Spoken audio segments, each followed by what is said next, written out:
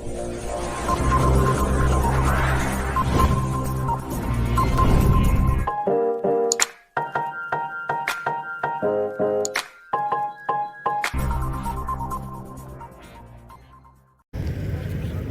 मैं राकेश चौधरी यंग तरंग से आप सबका स्वागत करता हूं। किसानों और सरकार के बीच में विज्ञान भवन में एक वार्ता होगी, उस वार्ता से क्या निकल के बाहर आएगा। लेकिन फिलहाल मैं शाहजहाँपुर बॉर्डर पर हूं और शाहजहाँपुर बॉर्डर से यहां पर हनुमान बेनीवाल जो कि एनडीए के अलायंस थे, 26 दिसंबर 2019 को उन्होंने एनडीए से अलग होने का फैसला किया और उसके बाद से लगभग 13-15 दिनों से ये लोग यहाँ पर डेरा डालकर बैठे हैं किसानों के समर्थन में। मैंने आपको पहले भी बताया है कि कुछ किसान हैं जो उस पुल के उस तरफ AKSI नामक एक संगठन है, उनको और ज़्यादा मजबूती प्रदान करने के लिए, उनको और ज़्यादा समर्थन देने के लिए यहाँ पर मौजूद है।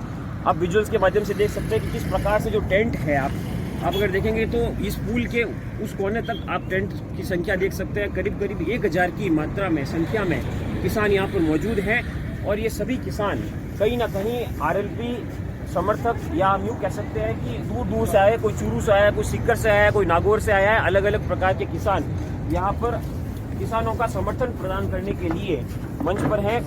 कुछ किसानों से बात करते हैं और ये जानने का प्रयास करते हैं कि वास्तविकता में यहाँ क्यों आए, उनका कारण क्या आने का।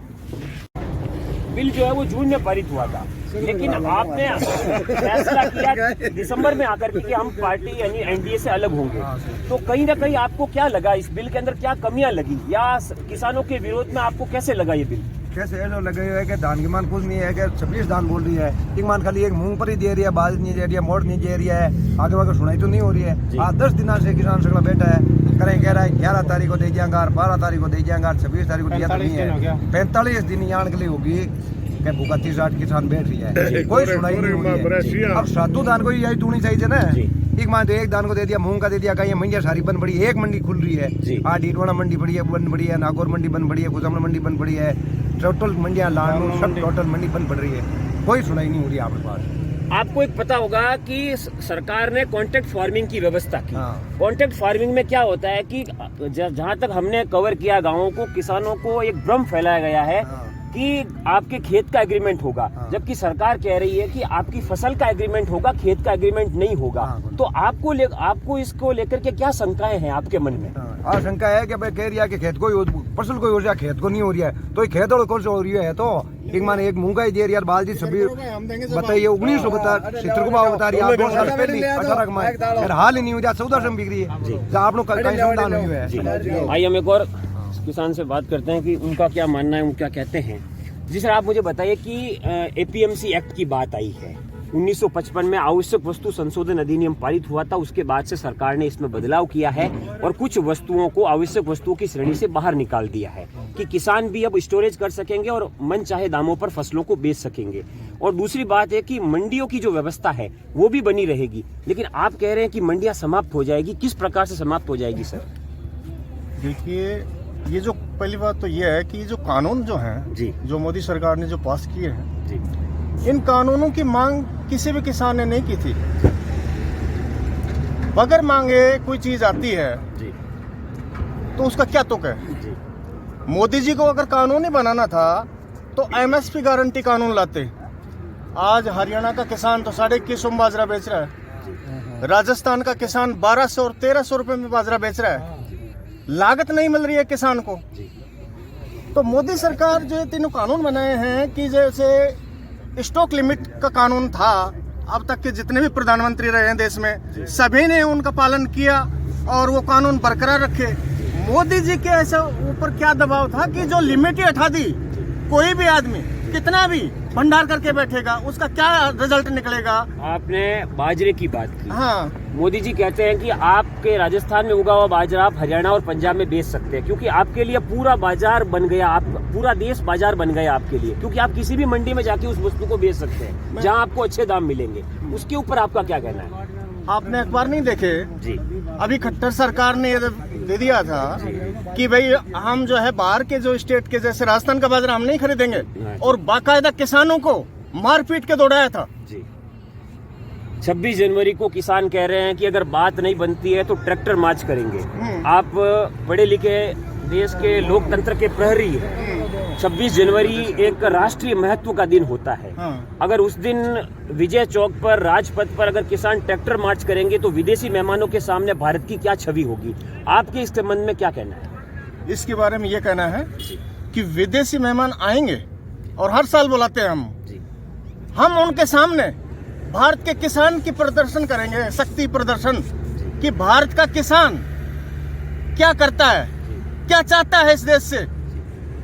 भारत का किसान में वो ताकत है कि जो अपने जो प्रधानमंत्री को जो बैठाता है सीट पर, ये इस उम्मीद से बैठाता है कि ये प्रधानमंत्री हमको जो है हमारे भविष्य को उज्जवल करेगा, हमारे बच्चों का भविष्य बनाएगा।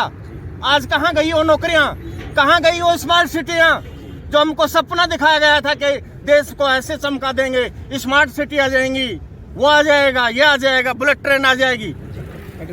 अब एक और महत्वपूर्ण बात जो इसमें से निकल के आती है कि ऑर्डिनेंस लाया गया था, अध्यादेश लाया गया था जून महीने में, और 40 किसान संगठनों ने और आपका भी, आपकी पार्टी का भी इसमें सपोर्ट था सबसे पहले। मेरा, आप हनुमान बेनीवाल जी की पार्टी के आप समर्थक हैं, उनकी पार्टी के आप कार्यकर्ता हैं, उनकी पार्टी के आप प्रवक्ता हैं। मेरा आपसे सीधा प्रश्न ये है कि आपको निर्णय लेने में इतना समय क्यों लगा? देखो सर, बात ऐसी है, इतना समय क्यों लगा, यह क्वेश्चन आपका सही है। हमारे जो मजबूत नेता हैं हनुमान जी बेनीवाल, उनको झूठी कोरोना की रिपोर्ट बता के उस दिन संसद में ये बिल पास हुआ था, उस दिन बाहर रखा गया। उसके बाद में ये जो 15 कानूनों की, ये 3 काले कानून हैं, ये इनका 800 पृष्ठों में लेखा जोखा बनाया गया है, तो इनको पढ़ने में, समझने में भी टाइम लगता है। रही बात किसानों को पूछ के ये बिल लाते सरकार, तो उसमें कोई अर्ज नहीं था। अब मंडियां हैं वो एकदम से ख़त्म हो गई, जो पूंजीपति लोग हैं उनके हाथों में सारी फसलें। आप पूछ रहे थे 1955 में जो खाद्य सुरक्षा आपूर्ति वाला, जी, आवश्यक वस्तु संशोधन है, हाँ, आवश्यक वस्तु संशोधन वाला, तो उसमें ये है कि जो कमजोर आदमी है वो अपनी फसल को मंडी से, खेत से निकालते ही उसको 2 रुपए की जरूरत रहेगी, तो वो बेचेगा, खरीदेगा कौन? पैसे वाला आदमी खरीद लेगा, उसका स्टॉक कर लेगा, उसके बाद में 2 महीने 4 महीने बाद में उसी किसान से खरीदी हुई चीज को वो क्या है 2 गुने 3 गुने 4 गुने दामों में बेचेगा। अब डेली मजदूरी करने वाला आदमी है जी, वो ये तो है नहीं कि अपनी फसल को 12 महीने 6 महीने या 2 साल स्टॉक करके अच्छे दाम कमा सके। अच्छे दाम तो कमाएंगे कौन? पूंजीपति। क्वेश्चन है कि आपकी पार्टी की आगे की रणनीति क्या है?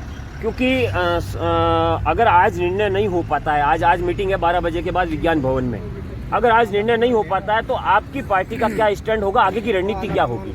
देखो, ये तो हमारे नेताजी बेनीवाल साहब ही करेंगे, हम तो उनके समर्थक है, वो जैसे कहेंगे उसी रास्ते से चलेंगे। लेकिन ये है कि आज तक हनुमान जी बेनीवाल ने अगर कोई भी चाहे कैसी भी चीज़ हो, अगर उनका पीछा किया है, चाहे आप टोल वाला मान लो वसुंधरा जी ने, चाहे लास्ट की साल में भी हटाओ, उन्हें हटाना पड़ा था। तो ये तो मोदी जी को मानना तो पड़ेगा। हो सकता है टाइम लग जाए, 1 महीना 2 महीना 10 दिन, लेकिन मना के अभी हम ये सोच रहे हैं, मान रहे हैं कि मोदी जी के समर्थक है, मैं भी मोदी जी को वोट दिया है, मैंने ये बात नहीं है, लेकिन उन्होंने अच्छा काम किया था 5 साल के अंदर। जो ये कानून लाया है, ये हमारे नेताजी को नहीं, एनडीए के किसी भी समर्थक को नहीं पूछा था।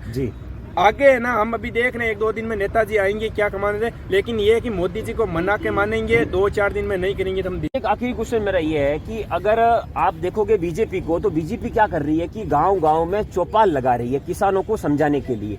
क्या आपकी पार्टी भी इस प्रकार की तैयारियां कर रही है किसानों के संबंध में, किसानों के साथ? क्या आपकी पार्टी की क्या तैयारी है? देखो अगर जो असली किसान है उसको तो समझाने की जरूरत नहीं है, और समझाने का काम वो करते हैं जो कोई पार्टी कमजोर हो रही है या उसको लग रहा है कि मेरा कानून गलत है, तब समझाना है। हमारे को तो पता है कि ये कानून बिल्कुल गलत है। हमने ना अभी तो गांव में रैलियां की नहीं है, लेकिन लोग हैं वो गांव से आ रहे हैं और सब किसान लोग हैं वो समझे हुए हैं, और आने वाले समय में सारे किसान एकता होंगे और हम दिल्ली को कूच करेंगे। आपसे ओवरऑल एक ही क्वेश्चन है कि आपकी एक प्रमुख मांग क्या है?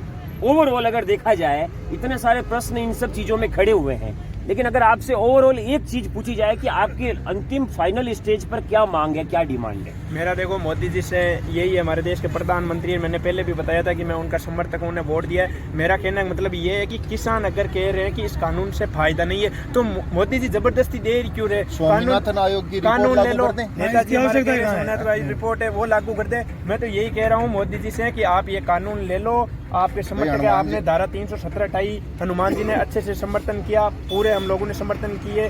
लेकिन मैं यही कहना चाहता हूँ कि ये तीनों जो कानून है, किसान अगर नहीं लेना चाह रहे तो आप जबरदस्ती क्यों दे रहे हो ये कानून? तो देखा आपने किस प्रकार से यहाँ पर जो है वो जो सारे लोग हैं जो ये बताने के प्रयास कर रहे हैं कि किस प्रकार से अगर ये कह रहे हैं कि मोदी जी को हमने वोट किया है, मोदी जी को हमने वोट कास्ट किया है, लेकिन सबसे बड़ी जो इनकी जो समस्या है वो कह रहे हैं कि ये तीनों कृषि कानून किसी भी प्रकार से हमें वापस चाहिए।